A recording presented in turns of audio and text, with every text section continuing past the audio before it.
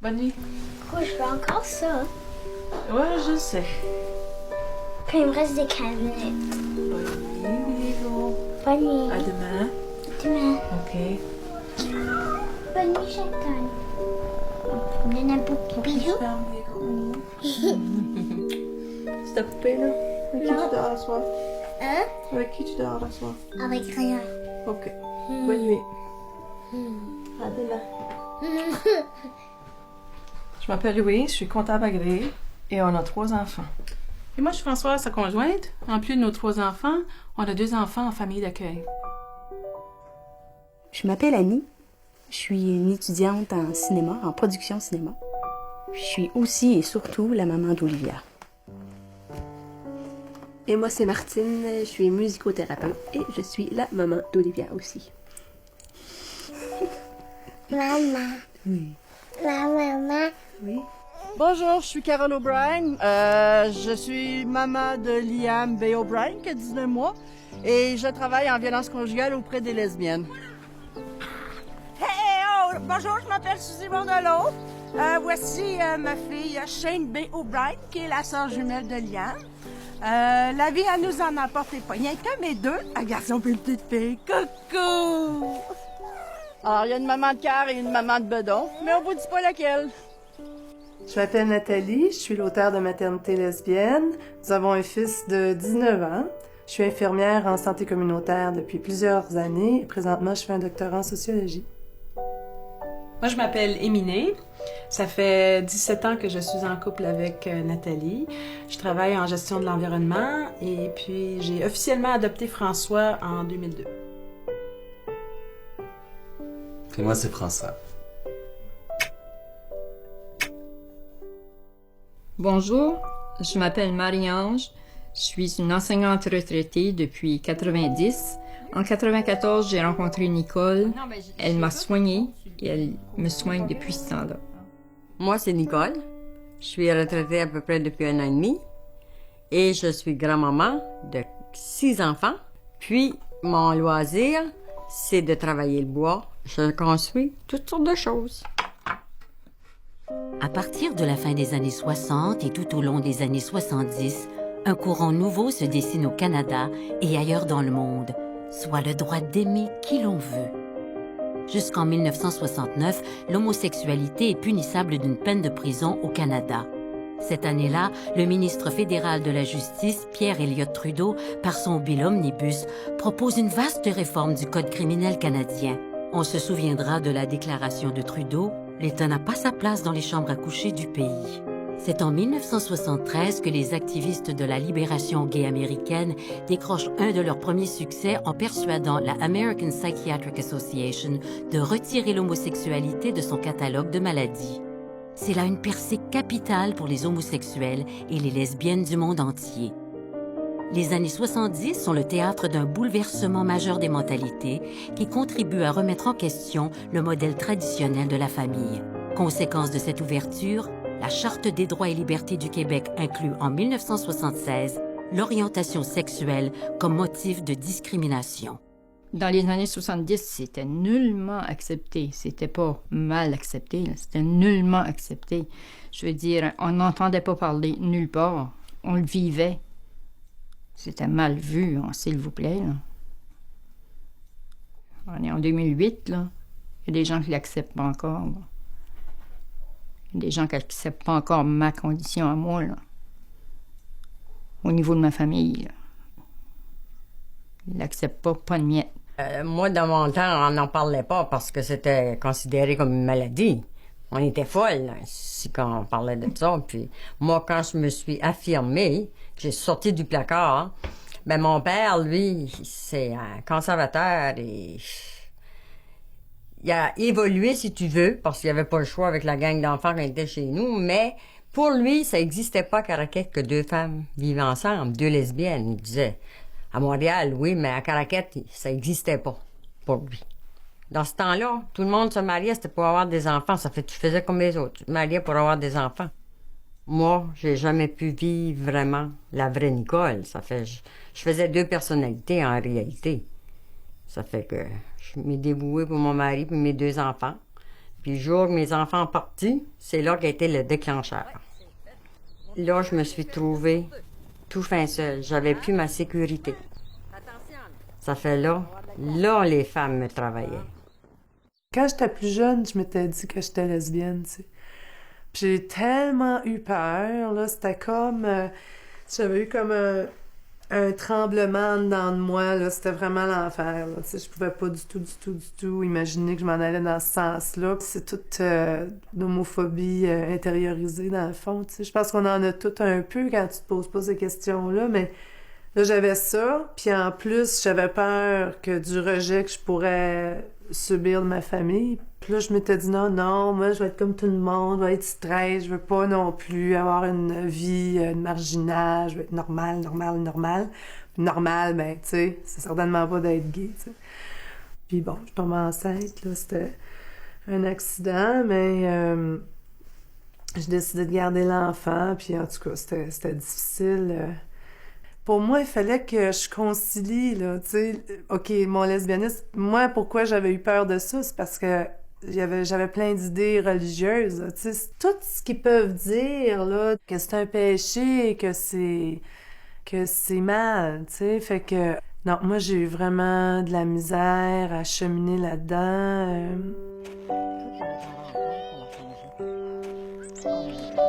Moi, là, j'ai rencontré Marie-Ange le 8 septembre.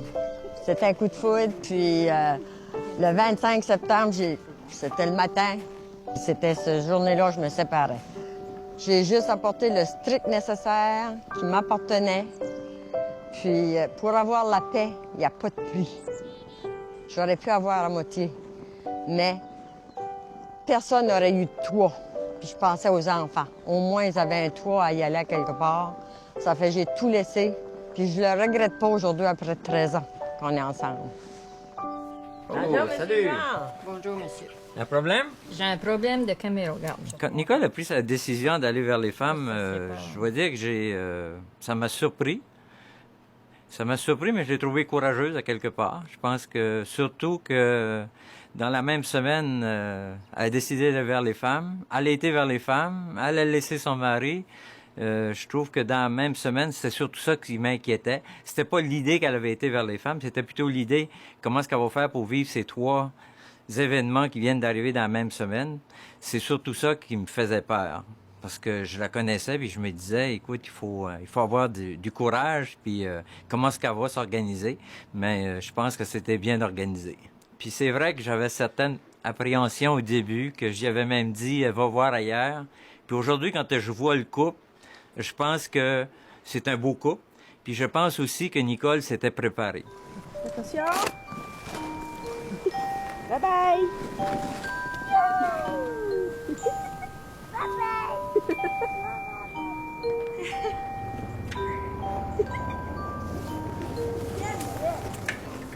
La lutte avant nous autres est tellement importante. J'aurais pas voulu la faire. Mais c'est sûr qu'au début de notre vie de couple, on en était peut-être moins conscients. On n'a pas eu de porte à défoncer, on n'a pas eu de gens à convaincre. Le monsieur qui nous a mariés, qui nous a unis, ils font ça, ils offrent ce service-là. L'homme le prêtre qui a baptisé la petite, bon, peut-être qu'il fait pas ça souvent, mais je veux dire, c'était pas la première fois qu'il entendait parler de ça, 2 femmes ou 2 hommes ensemble. Fait on est tellement chanceuses que les gens avant nous l'ont fait, puis qui continuent à le faire aussi. Mais nous, on fait pas partie de cette bataille-là, on fait juste recevoir tout ce qui a déjà été fait. On est vraiment chanceuses, je pense. Ouais. Au cours des années 80, l'épidémie de sida provoque un grand choc dans les communautés homosexuelles à l'échelle internationale. Le sida met à jour une inégalité criante. Les conjoints des homosexuels atteints ne sont pas reconnus comme membres de la famille et n'ont aucun statut juridique. Dès lors, les gays et les lesbiennes se tournent vers les tribunaux pour faire cesser les discriminations et vers le public pour démystifier leur image. Ce courant donne lieu à travers le monde à des manifestations de la fierté gay. L'homosexualité est dépénalisée en France à la suite de la marche de 1981. Les années 80 voient aussi les familles se diversifier. Le nombre de divorces s'accroît et le taux de natalité diminue. Au Canada, les femmes peuvent désormais garder leur nom quand elles se marient. Un enfant peut porter le nom de sa mère, même dans le cadre du mariage. Aussi, des couples se forment hors de l'institution du mariage et l'on accepte la famille monoparentale. Une mère peut ainsi très bien élever seule son enfant. Alors que les femmes hétérosexuelles peuvent choisir de ne pas avoir d'enfants, nombreuses sont les lesbiennes qui envisagent dorénavant la maternité. Quand j'ai commencé mes recherches, les lois n'étaient pas ce qu'elles sont maintenant, là. Tu sais, la reconnaissance des couples de même sexe, ça n'existait pas. Donc, oui, les lesbiennes avaient des enfants, faisaient des enfants, mais elles se nommaient comment? Quand elles passent, mettons, dans l'espace public, est-ce qu'elles passaient? Elles passaient finalement comme une femme hétérosexuelle qui a des enfants, mais c'était pas leur réalité. Fait que les mots, l'absence de mots, puis comment tu présentes aussi ta conjointe, puis toute la réalité, donc, de cette conjointe-là qui est impliquée dans les soins, puis des fois, là, impliquée, là, depuis la naissance de l'enfant, là, donc qui est comme un parent, là, comme tel. Donc, c'est pas le père, c'est pas la mère, c'est qui? Comment on l'appelle, elle? Puis c'est important de le dire, parce que dans des circonstances comme, mettons, les hôpitaux, c'est une question aussi légale. Qui peut prendre une décision pour les soins, les traitements d'un enfant? Il faut que tu aies si tu veux, il faut que tu sois le parent juridique, là. Tu as besoin d'une reconnaissance, là, des institutions. Puis ça, c'est venu beaucoup plus tard. C'est sûr que j'ai accepté le fait que j'étais lesbienne, puis c'était vraiment ma vie, puis c'était moi. Dans les années 80, c'est pas vrai que j'avais l'intention d'avoir des enfants, puis c'était ça mon plus gros rêve. Fait qu'à ce moment-là, accepter le fait que j'étais lesbienne, c'était, pour moi, dans le temps, accepter que je serais pas mère de famille. Ça a été un deuil. Ça, c'était difficile. Mais les choses changent. Au début des années 80, être lesbienne puis être mère, ça allait pas ensemble. Donc, il fallait, OK, soit que je choisis d'assumer qui je suis puis mon identité, ou que je cache ça pour poursuivre mon instinct maternel, si tu veux. Il y a eu beaucoup de changements au niveau de la société, au niveau de comment on voit les couples gays. Puis aussi, on commençait à entendre plus des couples qui soit adoptaient ou qui gardaient la garde de leurs enfants suite à une séparation de leur mari, puis une relation avec une autre femme, par exemple. Ou qui allaient pour des services d'infertilité dans les cliniques de fertilité. Alors là, on s'est dit, wow, OK, peut-être ce qu'on a mis de côté 10 ans passés, peut-être que on pourrait... Tu sais, il y a quand même des possibilités là. Au début, on s'était dit, je vais en porter un, puis on va en adopter un. Puis c'est pas qu'un était meilleur que l'autre, c'est juste nous donner les deux options. Puis oui, on a essayé les cliniques de fertilité, puis l'insémination. On a essayé pendant des années. C'est ça qui était difficile. Chaque fois que tu essayes, tu penses, OK, cette fois-ci, on va l'avoir, puis ça marche pas, là, tu sais que... Fait qu'à chaque fois, ça, c'était un deuil encore et encore et encore. Au moins, ce qu'on avait fait dans ce processus-là, on avait aussi commencé les processus d'adoption parce qu'on savait que ça prenait longtemps. Puis à un moment donné, là, on était drainé d'énergie, puis on a juste dit, assez, mettons l'énergie et les efforts et l'argent où ce qu'on sait que ça va porter fruit. D'abord, c'était pas comme deuxième option, là. C'était juste l'autre option qu'on voulait faire. Ça fait qu'on a mis nos énergies dans l'adoption. Pour moi, être lesbienne puis être parent, c'est pas partout au monde qu'on pourrait faire ça. Puis ça, je l'ai vécu, bien sûr, même quand on a adopté nos enfants qui viennent de d'autres pays. On n'adopte pas un enfant pour lui faire vivre la misère. On sort pas un enfant de la misère. Hein? Tu sais, dans certaines situations, c'est en partie ça qu'on fait pour le mettre dans une autre genre de misère. Ok, du moins c'est ça qu'on essaye d'éviter. Je pense que tous parents essayent d'éviter ça. Mais tu sais, nous autres, on était très conscientes de ça.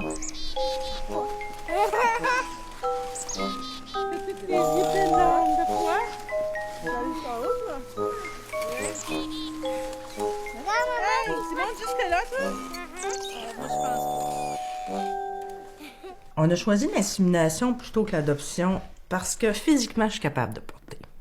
En tout cas, je sais pas là, mais je l'étais. Et je me disais, on a une vie à vivre, je vais toujours bien l'essayer. Au moins une fois.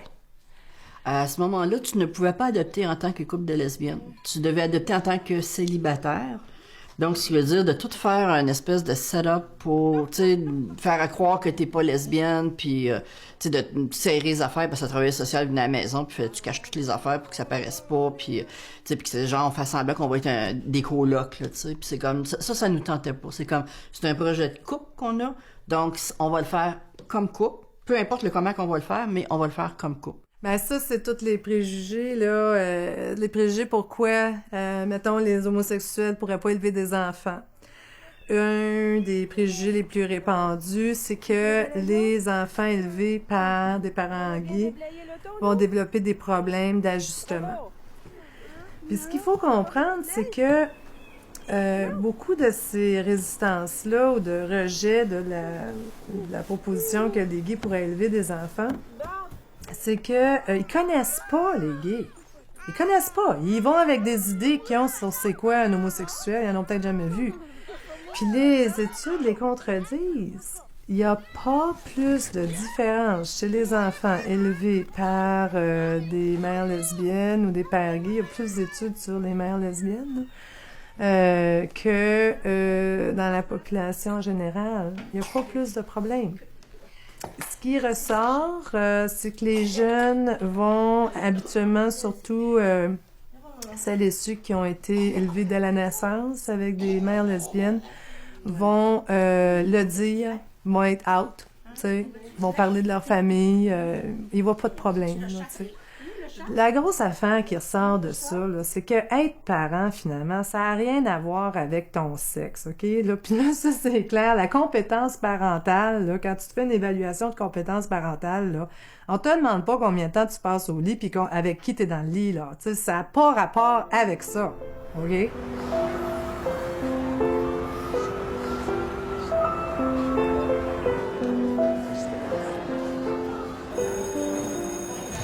Quand j'étais en secondaire 4, j'avais un cours de français, puis mon prof, il m'aimait vraiment beaucoup, là. Tu sais, moi, j'étais une bonne élève, mais tu sais, j'avais des bonnes notes, mais j'étais pas tranquille, tu sais, je parlais. Fait que j'étais comme l'élève modèle, tu sais. Yeah.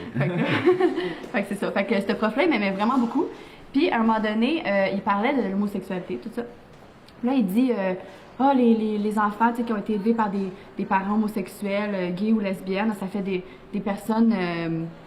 comment dire, déséquilibré, tu sais. Il disait genre, mettons, si t'as été élevé par des lesbiennes... Il savait pas, là. Ça, non, il savait pas. Exact. Il dit, si t'as été élevé par des parents lesbiennes, des mères lesbiennes, il te manque une figure masculine de quelque part, fait que tu peux pas être normal. Exact. Ouais. Fait que là, moi, avec, tu sais, je suis une personne qui m'affirme beaucoup, je me suis levée, je dis, écoute bien, je dis, moi, là, j'ai été élevée par des lesbiennes, ça fait-tu quelqu'un de moi détraqué pour autant? Je te dis, là, sa face, il a fait... Ah ouais, hein?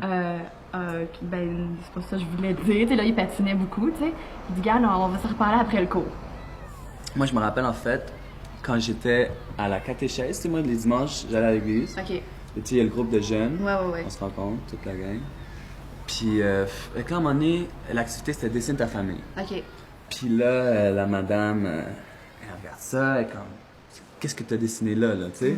Quoi ça? Ouais. Ben, c'est ma famille. Ah ouais? Ouais, elle a dit, faut que tu redessines. Ben, voyons donc. Ouais. Elle t'a demandé de le redessiner? Ouais. Ah, Elle m'a ouais. redessiné. Là, j'en ai parlé à mes parents.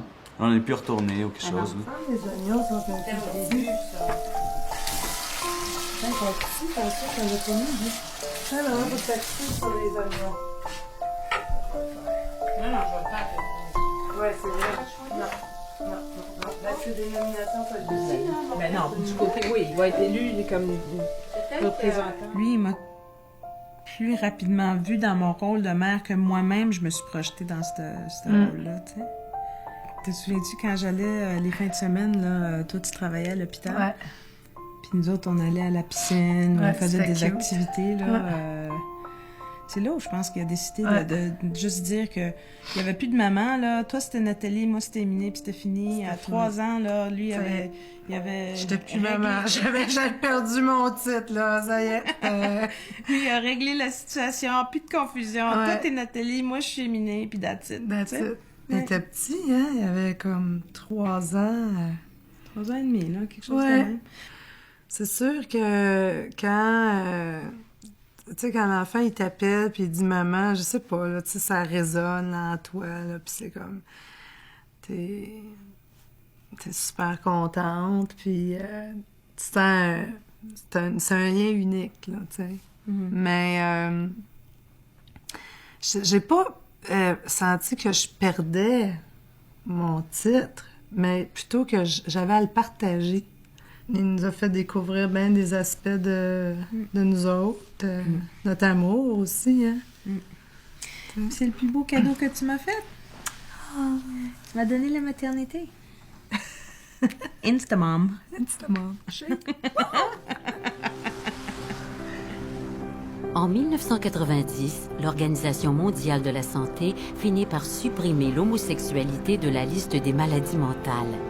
Les familles gays et lesbiennes commencent à se rendre plus visibles.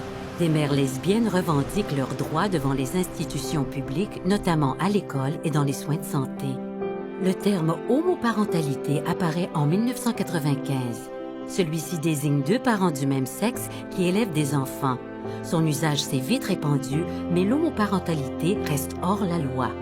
En 1996, le Canada, puis l'Afrique du Sud en 1997, incluent l'orientation sexuelle parmi les motifs de discrimination dans leur constitution. De son côté, la France adopte en 1999 la loi sur le pacte civil de solidarité après 10 ans de débats. Ce contrat accorde à deux personnes sans égard au sexe le droit d'organiser leur vie commune. C'est une victoire mitigée puisque le pacte ne reconnaît pas l'homoparentalité. La même année, le Vermont sera le premier État américain à adopter une loi similaire. La Coalition québécoise pour la reconnaissance des conjoints de même sexe est fondée en 1998 et gagne sa première victoire en 1999 à la suite de nombreuses luttes devant les tribunaux. La loi adoptée ne reconnaît cependant pas le droit à la famille. Ce que souhaitent les couples de même sexe, c'est un régime équitable et cohérent au moment de payer les impôts comme au moment d'envoyer les enfants à l'école. François, il était très jeune, là, tu sais. C'était à quelle année, ça? 98. 98. Ça, c'est 4 ans avant le changement de la loi, là. Quand le journaliste était venu... Le New York Times, tu t'en rappelles? Ouais, ça, je m'en rappelle. Ben, c'est ça. Ouais, OK. Ouais. Puis, ici aussi, il y avait eu un autre article, là, quand tu étais allé à l'Assemblée nationale. Ouais, ça, c'était quelque chose. Ouais. Les gens qui étaient venus présenter à la commission parlementaire, c'était tous des militants, des gens qui représentaient différents groupes, qui parlaient de famille homoparentale, puis là, ben tout d'un coup, nous étions là, la famille homoparentale, avec le petit gars de 13 ans qui était assis à ta droite, puis moi, j'étais à ta gauche, puis... Tu sais, c'était finalement l'incarnation. C'est vrai, là, tu sais. Fait que là, ils l'ont bombardé de questions, puis là, tu sais, moi, de mémoire, puis nous autres, on n'existait plus, là, tu sais, c'était vraiment... J'étais pas mal... J'étais presque intimidé, tu sais. J'étais dans ma grosse chaise de cuir. Tous les politiciens me regardaient, me demandaient qu'est-ce que je pensais, puis j'ai juste dit... En tout cas, c'était assez spontané, là. Ouais. C'est vraiment le témoignage de François là, qui a changé la donnée, là.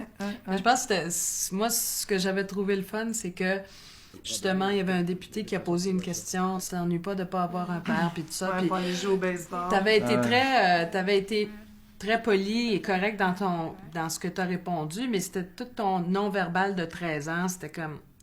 tu sais, c'est comme... Il comprend rien, ce vieux-là, tu sais.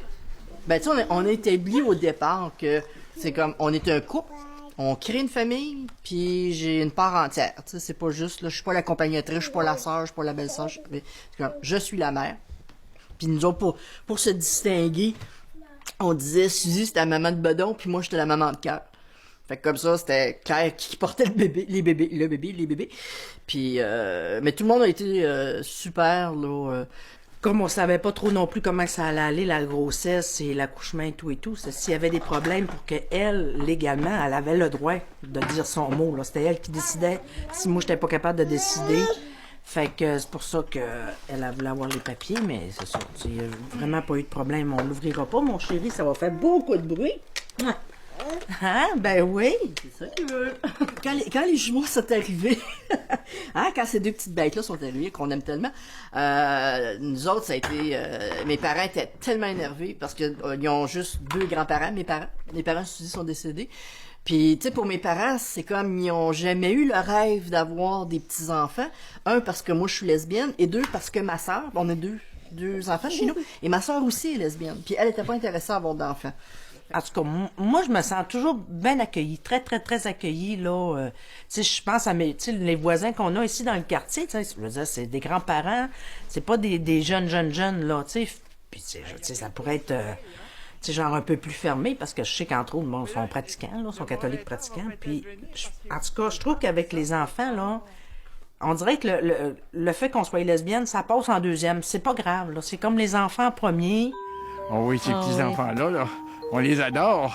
On a une photo chez nous d'eux autres, puis c'est à la télévision, on les regarde tous les jours. Non, on va mettre les mitaines. Oh, on ne veut pas mettre ses mitaines, jamais. On est-tu prêts? On est-tu prêts? On est-tu prêts? Liam? Quand on dit une famille avec des mères lesbiennes, c'est qu'on remet beaucoup la sexualité dans l'idée de la famille. Alors que quand on dit le mot famille de manière générale, tout de suite, les idées que le monde a en tête, c'est papa, maman, les enfants. Mettons, c'est la famille nucléaire, là, c'est le modèle dominant ici. Puis on parle pas de la sexualité qu'il y a dans la famille. Mais quand on dit famille lesbienne, tout de suite, il y a un aspect de sexualité qui arrive. Donc ça, c'est pourquoi, tu sais, qu'on n'était pas trop à l'aise de dire, ben, je suis une mère lesbienne ou, tu sais, c'est une famille lesbienne. C'est que ça remet encore l'angle, le focus là-dessus. Maman! Allô? Qu'est-ce que tu fais? Je suis en train d'essayer d'écrire un courriel. À qui? À Laurie. Pourquoi? Parce que ça me tentait.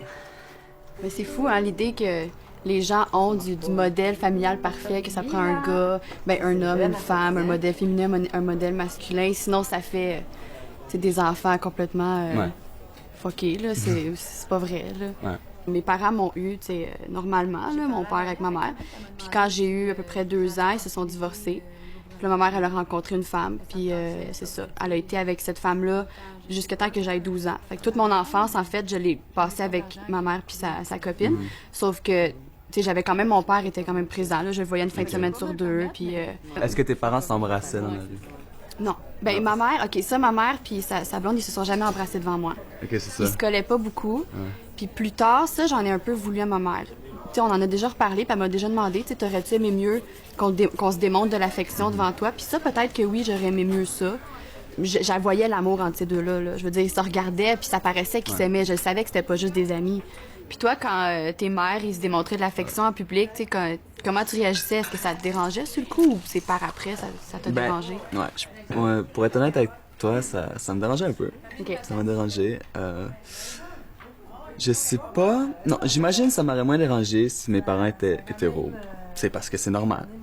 Vraiment plus jeune, ça me dérangeait pas. Parce que tu réalisais pas. C'est ça, c'est vraiment quand j'avais comme 13 ans. Là. Puis là, maintenant, ça me dérange plus du tout, tu sais. Puis où on avait un drapeau gay sur mon auto. OK. Ça j'ai demandé de l'enlever. Ah ouais? C'est comme parce que là, je sortais de l'auto, puis tu sais, j'ai un gros drapeau gay. Là. Mais comment tes parents, ils ont pris ça que tu demandes de l'enlever? Ils ont été Ben non, ils ont compris, là. Ouais. Ben ils ont dit, ben là, François, nous, on aime ça s'affirmer, tu sais. Ouais. J'ai dit, je comprends ça, que t'aimes t'affirmer, mais moi, je suis hétéro, puis je vais cruiser avec les filles, fait que si je sors de ça avec le drapeau, ça marche pas. Là. T'es chance en mode. C'est ça, j'ai pas de chance. Ouais. Ça a commencé il y a 7 ans, notre histoire d'amour. Vas-y, t'es meilleure que moi, toi, dans ta mémoire. La même chose. Ben, ça fait 7 ans qu'on s'est rencontrés. Oui. Puis pas longtemps après, on a discuté des enfants. Tout de suite au début. Mais c'était certain. C'est un feeling, on savait.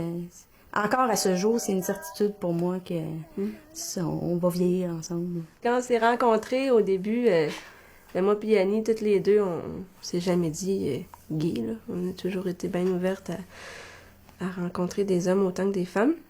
Encore aujourd'hui, on se met pas dans une catégorie ou une autre. Fait que je pense que ça a été plus comme une espèce de choc puis une surprise pour ma famille, à moi en tout cas, là, si je peux parler de mes parents. Fait que le vent a vraiment tourné aux noces. Là, ils ont tellement invité de monde qu'il n'y avait pas assez de place dans la salle. Fait que, ça a vraiment changé à partir de ce moment-là. Il y a aussi le regard social. Tu c'était que ça se sache dans notre petite famille, c'était correct. Là, le fait de s'unir, c'est un contrat social de s'unir. Puis là, il y a beaucoup de monde qui le sache d'une shot. Puis comme... Ça a été une super belle journée, les noces. Ça avait plus rapport qu'on soit deux femmes. Ça avait juste été une belle union. Point.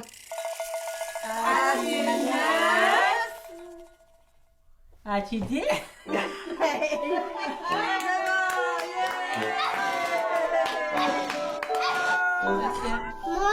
lui, là. Oh là là. Oui.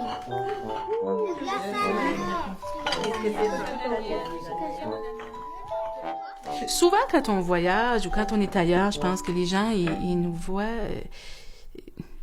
ils comprennent pas toujours que c'est une famille. Non. Parce que... Puis je pense que c'est normal. Tu sais, des fois... il y a tellement de diversité dans notre famille, puis il y a 2 adultes, mais c'est 2 femmes, donc c'est-tu 2 familles? C'est sûr que quand on marche dans le centre d'achat, par exemple, là, avec notre gang, là, c'est sûr qu'ils nous regardent. T'sais, c'est différent. C'est pas méchant qu'ils nous regardent, mais ils nous regardent. Surtout la petite noire, t'as Diego, tu sais, puis nos enfants en accueil, souvent, c'est des petites blondes. Ça fait de la diversité, puis les gens, c'est sûr, le regard vient vers nous. Mais, c'est des regards doux, là. Quoi d'autre qu'on va acheter? La margarine. Ben, les gens nous abordent, là, depuis qu'ils sont tout petits. Surtout des jumeaux, tu sais, des petits bébés jumeaux. C'est comme, je sais pas, il y a une espèce de magie, on dirait, par rapport aux jumeaux, tu sais. Les gens réagissent drôlement, tu sais, parce que du fait qu'on n'est pas jeunes, tu sais, ils savent pas trop. On est-tu les mères? On est-tu des tantes? Moi, on a pensé que j'étais la grand-mère des jumeaux. Oui, parce que le premier réflexe, ça ne demande pas si on est les mères. Non, c'est la mère. Qui la mère? Souvent, ils nous demandent c'est qui la mère. Oui. Tu sais, fait que maintenant, c'est les deux. Puis là, il y a même une femme qui voulait savoir c'était qui qu'ils avaient porté. Elle n'a pas dit c'est qui la vraie mère, mais peut-être sur le bord de dire c'est qui, tu sais. Allô? Ça va bien? Théo. Tu es gênée? Je pense que les gens s'attendent pas à ce qu'on soit aussi honnête et aussi franche. Ça, c'est comme, ils vont demander c'est qui le père, c'est comme, ils en ont pas, t'sais. C'est comme, non, c'est nous autres les 2 mères, là, c'est comme, ils s'attendent pas à ça. C'est le fun. Moi, je trouve ça drôle de me faire répondre ça. C'est quoi c'est le fun parce que quoi, vous connaissez des lesbiennes, c'est mais c'est vraiment drôle la réaction, c'est c'est le fun. Quand tu sais quoi dire, ils disent que c'est le fun. Je pense que c'est ça, tu sais, je pense que c'est plus ça.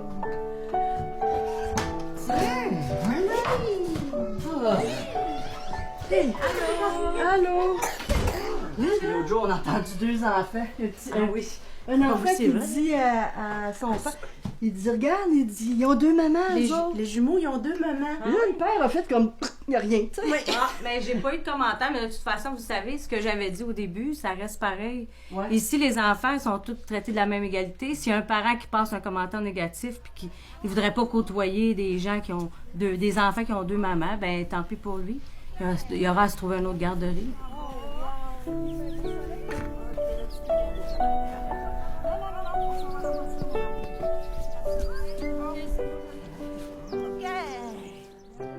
Au début des années 2000, la communauté gay cherche à assurer la protection des enfants de parents de même sexe. Chez les lesbiennes, cela signifie la reconnaissance de la conjointe de la mère biologique.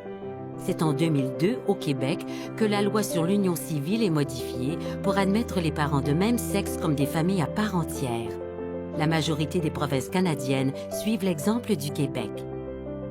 Les Pays-Bas sont le premier pays à reconnaître le mariage des homosexuels en 2001.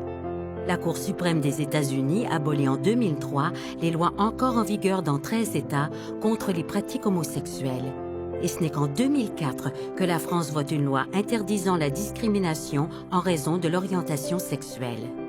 En 2005, le Canada adopte la loi C-38 définissant le mariage civil comme l'union légitime de 2 personnes non fondées sur le sexe. Dans le monde entier, la situation est différente. Seulement 21 pays accordent un statut légal aux homosexuels et les couples demeurent illégaux dans 86 pays.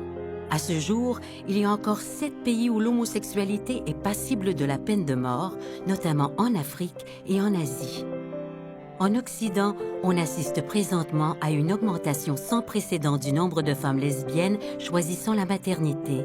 C'est vers la procréation médicalement assistée que se tourne maintenant la majorité des lesbiennes qui veulent des enfants. Je pense qu'on est tombé juste dans le bon temps. On n'a pas eu de difficulté à trouver une clinique parce que là où on va, il y a beaucoup de couples de même sexe qui font affaire avec cette clinique-là. Fait que on n'était pas marginal, là. Ils voient ça souvent. Oui, c'est ça. Puis en fait, les cliniques, ils nous aiment parce qu'on rehausse leur cote de réussite. Parce que généralement, les gens qui font affaire avec ces cliniques-là, c'est des gens qui ont des problèmes de fertilité. Tandis que nous, on n'a pas nécessairement un problème de fertilité. En fait, on ne sait pas avant de se rendre jusque-là. Mais... On est jeunes, habituellement. On n'a pas eu à faire d'autres démarches ou d'autres difficultés quelconques. Fait qu'on est... Ouais, qu'on a une bonne clientèle. C'est ça. La preuve, c'est que ça a marché du premier coup. Fait que pour eux, ça paraît bien. Puis pour nous, ben, c'est bien aussi. C'est le fun aussi. Non, ça a toujours été clair qu'on voulait porter toutes les deux. C'est ça. C'était circonstanciel que ça soit moi en premier. Puis c'était inévitable là, que Martine allait suivre. Que c'était déjà décidé. On a commencé le processus il y a 2 mois. Ça n'a pas marché, moi, du premier coup, comme Annie. Là. Mais habituellement, ça prend minimum 3 fois à peu près. Fait qu'on n'est pas trop démoralisé de tout ça. On continue le processus tranquillement. Puis là, j'ai hâte. Là. J'ai vraiment hâte. Olivier va avoir 2 ans bientôt. J'ai hâte de vivre la grossesse aussi. C'est quelque chose que je trouve qu'on est privilégié. Si on a un avantage d'être 2 femmes dans un couple, c'est qu'on peut vivre l'expérience toutes les 2.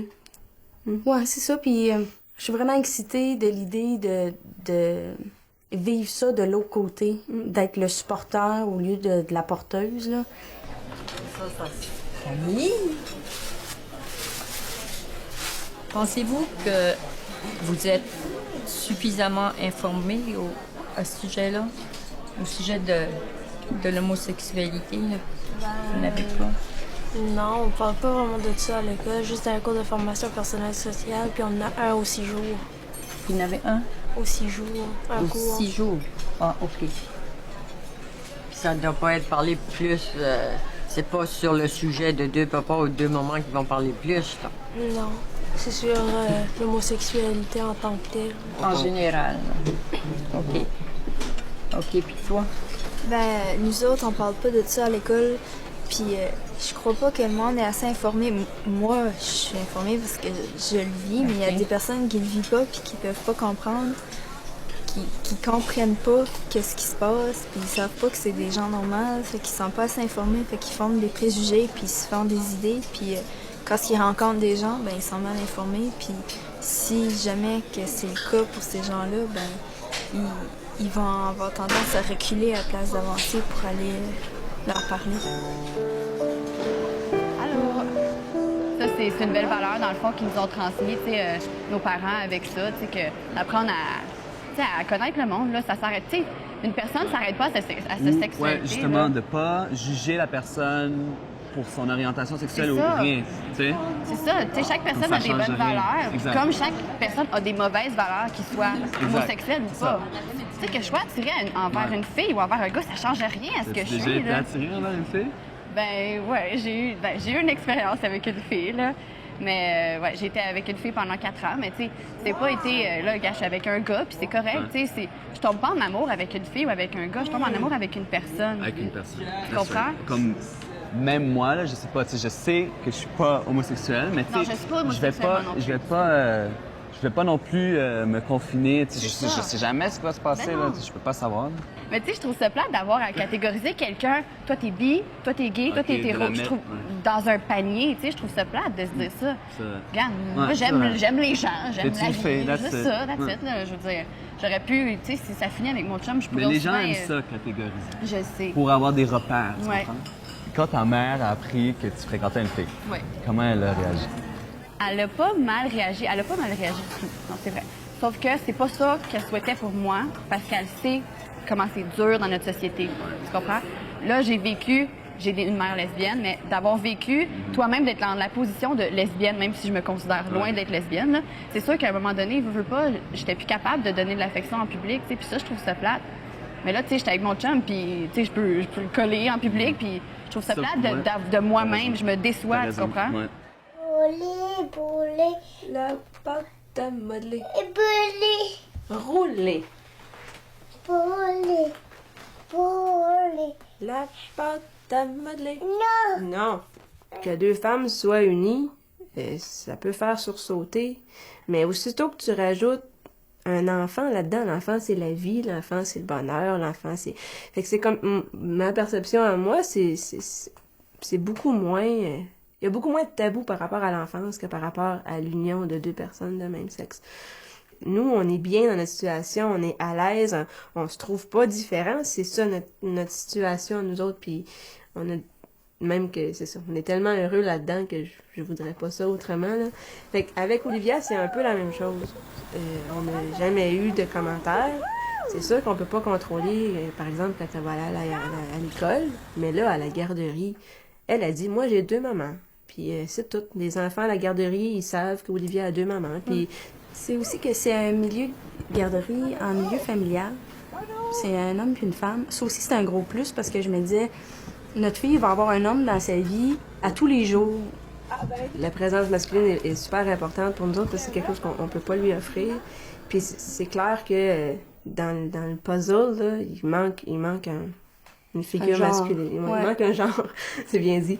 En premier plan, il faut qu'Olivia ait des présences masculines positives qui peuvent pas être un père, qui peuvent pas occuper la même place, mais qui puissent lui apprendre plein de choses. Puis juste le bon feeling d'une barbe, tu sais, là. Ouais, moi, je me souviens surtout le souvenir, c'était au parc, là. Ouais. Au parc Murray, là. On allait le samedi ou le dimanche, là, puis on jouait, là, on jouait du baseball, tu sais, taper la balle, tu avais 4 ans ou 5 ans, puis ça, on s'amusait beaucoup. Il y avait d'autres beaux souvenirs, là. Tu te rappelles qu'on était à Disney World? Ouais. Tu te rappelles? On a pris un voyage à Disney World. Ça, c'était fantastique. Il y avait 3 ans, peut-être, pour le week-end de vendredi à l'Inde avec Delta, je me rappelle. Puis il fallait se coucher à 7 h le soir, tu te rappelles? T'appelais mes parents? Moi, j'appelais mes parents. Toi, tu appelais, tu pleurais. Ouais. Alors finalement, on est revenu. On est revenu un jour à l'avance. On est revenu, mais t'étais bien... C'était un beau voyage. À part ça, il n'y a pas eu d'autre chose. Il y a eu le prêtre qui était drôle. Ouais. Tu te rappelles Fernand? Ouais. À l'église, c'était là-bas quelque part. Il voulait pas que je devienne parrain parce que j'étais juif, tu te rappelles? C'était toute une histoire avec ce gars-là. Mais t'es cool. Ouais, finalement, il m'a fait signer, il y avait un grand livre là, puis il m'a fait signer un chose de parrain spécial juif là pour un chrétien. Il m'a dit, qu'est-ce que tu connais du catéchisme? Zéro. Il est correct, t'es parrain. Non, ça m'a jamais dérangé de pas avoir de parrain. Plus par curiosité, j'irais voir. Ok, t'as jamais vu? Je l'ai jamais vu, j'ai pas de photo de lui, je sais pas à quoi il ressemble, je sais pas. Comme une des questions que tu demandes à tes amis, tes nouveaux amis, qu'est-ce qu'ils font tes parents? Exact. Qu'est-ce qui fait ton père? Ouais. Moi, c'était souvent, j'ai pas de père, ma mère est infirmière. Non, c'est ça, là, je disais que j'avais juste une mère. Surtout aux nouvelles personnes que je connaissais pas, tu sais, mes amis, justement, je pouvais dire, j'ai 2 mères, mais quelqu'un que je connaissais pas, je disais souvent, j'ai juste une mère. OK. Quand mes parents parlaient à François, puis ils disaient, ben demande à ta mère, ben pour lui, sa mère, tu sais, c'était les deux, là, fait que c'était pas précis, tandis que dans leur tête à eux autres, la mère de François, c'était Nathalie. Dans le cadre de la filiation tardive, François, il avait le choix de choisir s'il voulait prendre mon nom de famille aussi. Puis maintenant, son nom, c'est François Ricard Sheard. Puis je pense que le fait qu'il a pris le nom Sheard dans son nom légal, ça a fait comme un déclic aussi dans ma famille. Que, mais finalement, oui, c'est cet enfant-là, ben, il rentre finalement dans notre lignée, puis parce que finalement, tu sais, après tant d'années, pas seulement de militer au niveau légal, mais aussi de me faire reconnaître dans mon rôle de parent et finalement que François soit reconnu en tant que membre en bonne et due forme de la famille. Ça a été un point tournant important. Gartrell, une chercheuse qui a fait énormément d'études dès les débuts sur la question de la maternité lesbienne, a encore relevé. Puis en fait, aux États-Unis, il y a une étude longitudinale très intéressante qui maintenant couvre presque 30 ans d'évolution. Donc, il faut se mettre dans le contexte là, que ça fait longtemps que les lesbiennes ont des enfants. Ils les ont eu dans toutes sortes de circonstances. Elle a encore relevé qu'il n'y avait pas d'abus rapportés, là, ni physique, ni sexuelle, alors que ça semble malheureusement encore une prévalence plus du côté des familles hétérosexuelles. Puis là, je pense plus à la question de l'inceste. Là. Donc, ça, je pense que c'est quelque chose qui est important à souligner. Ouais, il te manque 2 cartes, ma belle. OK, c'est toi. Oh, un autre carte. OK, vas-y. C'est toi qui commences. Demande à Edmond ce que tu veux. Je vis chez Louise Françoise, ça fait à peu près 4 ans et demi. J'avais connu plusieurs familles d'accueil. J'avais été à 3 autres places avant de venir ici. Ça fait que c'était pas nouveau pour moi, là. Ben, ils m'ont dit avant que c'était 2 femmes, puis moi, ça me dérange pas en tout, parce que c'est leur décision. Le fait de devenir famille d'accueil, je pense que ça nous a forcé à avoir d'autres âges des enfants avant le temps. Oui. Tu sais, parce que nos jeunes, Diego avait 4 ans quand on a commencé. Puis, tu sais, les premiers enfants qu'on a eus étaient plus âgés que ça. Alors, déjà là, c'était comme, OK, on saute déjà des étapes, puis on est rendu là. Ouais, ça me fait peur, l'adolescence des enfants, une fois. Des fois, je trouve qu'ils sont un peu trop avancés déjà en termes de comportement. Puis c'est que tu vois d'autres familles, tu te dis, ben, si ils sont dans une bonne famille, tu vas avoir des bons adolescents. On connaît d'autres bonnes familles, là, ils n'ont pas nécessairement des bons adolescents, là. Il y a d'autres influences, puis c'est que tu te dis toujours, c'est quoi les autres influences qui vont influencer nos enfants, qui vont les amener dans un chemin où ce qu'on veut pas qu'ils aillent? Ça me fait peur. Puis c'est pas parce qu'on est 2 femmes ou parce qu'ils sont d'une autre race ou... C'est juste... L'adolescence, là, tu peux jamais savoir ce que ça va t'amener. Ben, mes chums, au début, ils sont pas sûrs, puis là, ils me demandent, puis ça comme, ça-tu des lesbiennes? Puis je suis comme, oui, puis c'est comme, je veux rien que savoir, juste pour faire sûr, là. C'est pas comme dans le vieux temps, où c'était l'enfer, là, c'est juste savoir que Louise et François sont des enfants, ben...